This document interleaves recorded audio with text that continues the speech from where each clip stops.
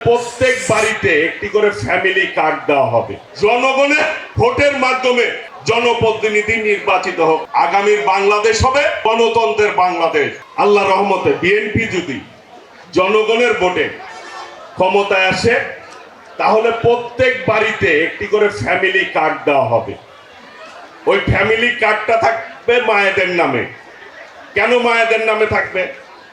কারণ মারা যাতে সংসারের মধ্যে ওই ফ্যামিলি কার্ডের মাধ্যমে একটি টাকা পাবে প্রতি মাসে, এবং মাদের নামে এই জন্য থাকবে যাতে করে মারা সম্মানিত হয়, ফ্যামিলির মধ্যে মাদের শক্তি বৃদ্ধি পায়। সেই জন্য বিএনপি সেটি সিদ্ধান্ত নিয়েছে।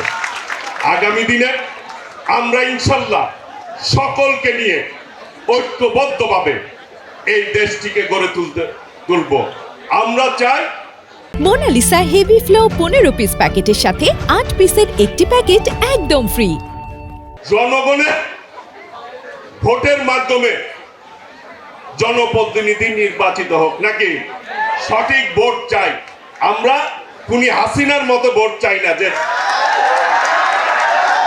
নাকি যে দিনের ভোট আগের দিন রাতে দিয়েই শেষ।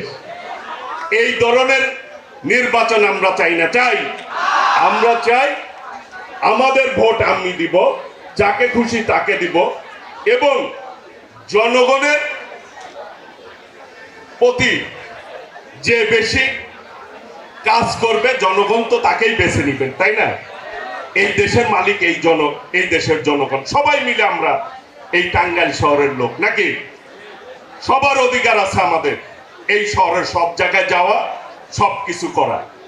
কাজেই আজকে আমাদেরকে সেই বিষয়ে খেয়াল রাখতে হবে যে এই দেশটি আমাদের সকলের। আগামীর বাংলাদেশ হবে গণতন্ত্রের বাংলাদেশ। জনগণই নির্ধারণ করবে আগামীর দেশটিকে পরিচালনা করবে।